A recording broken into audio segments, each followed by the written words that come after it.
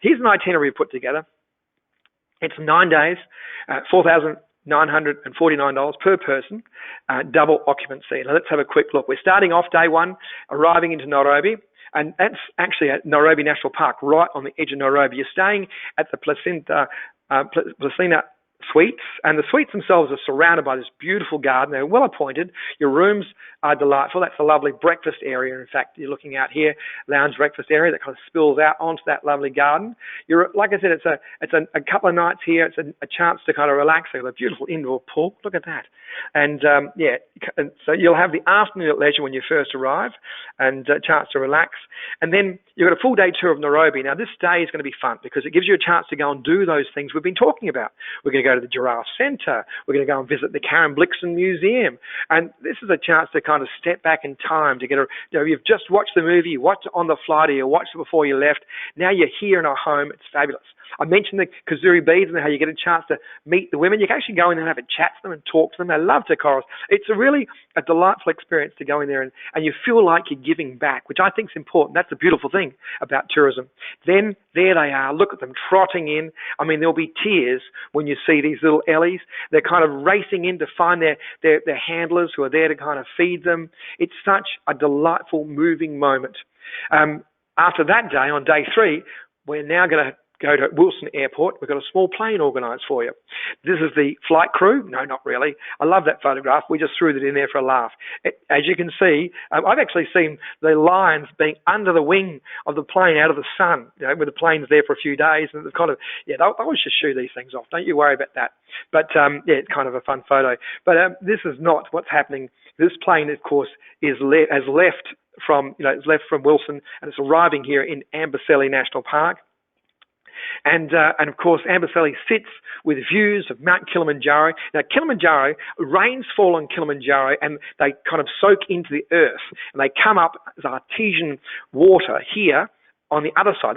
That picture of that mountain there, Mt Kilimanjaro, is actually in Tanzania. And we're standing in Kenya, and this is Amboseli National Park. And this area here is very lush and green. And that's because they've got all this water that comes up in like marshes and little swamps and little lakes kind of form.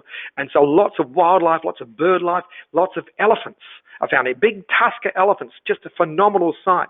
And here you are making your way. Safari, your first safari is when you get picked up at the airport and you make your way to Old Takai Lodge. Now, Old Takai Lodge is this gorgeous old lodge. It's such history. When you wander inside here, the art and the crafts and the paintings, it takes you back in time. It's a beautiful lodge. I just love the place.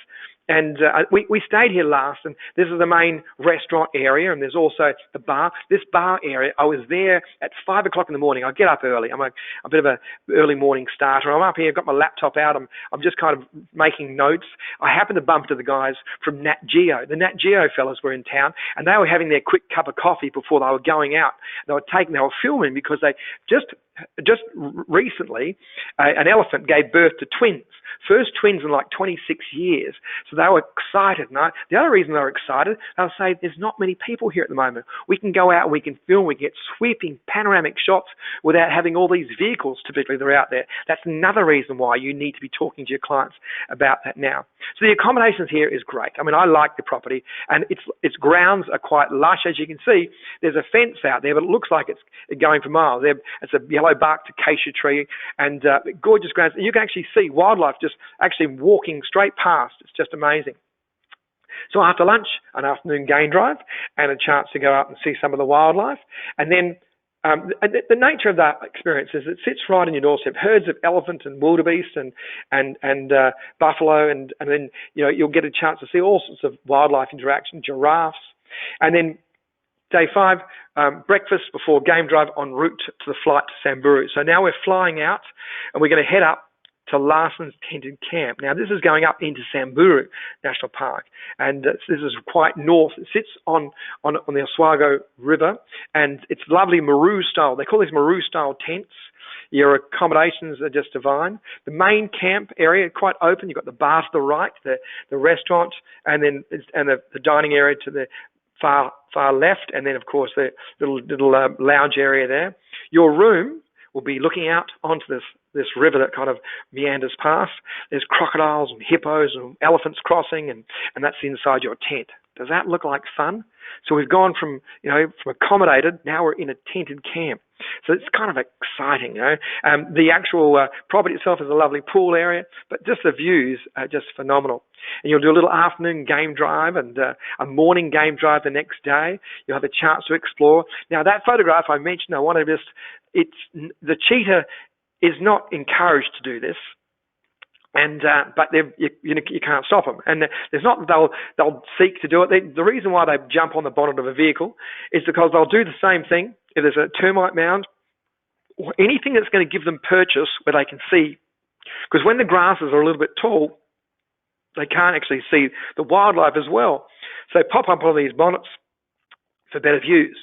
So next, on day 7 after breakfast, you're going to be transferred for a flight to the Masai Mara.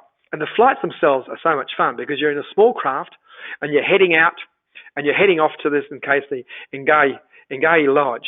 Now, this lodge, it sits tucked into a hillside with amazing views, like an eagle's lair view out from here across the plains of the Masai Mara. It's a beautiful property. I love this property. It's very open, thatched roof.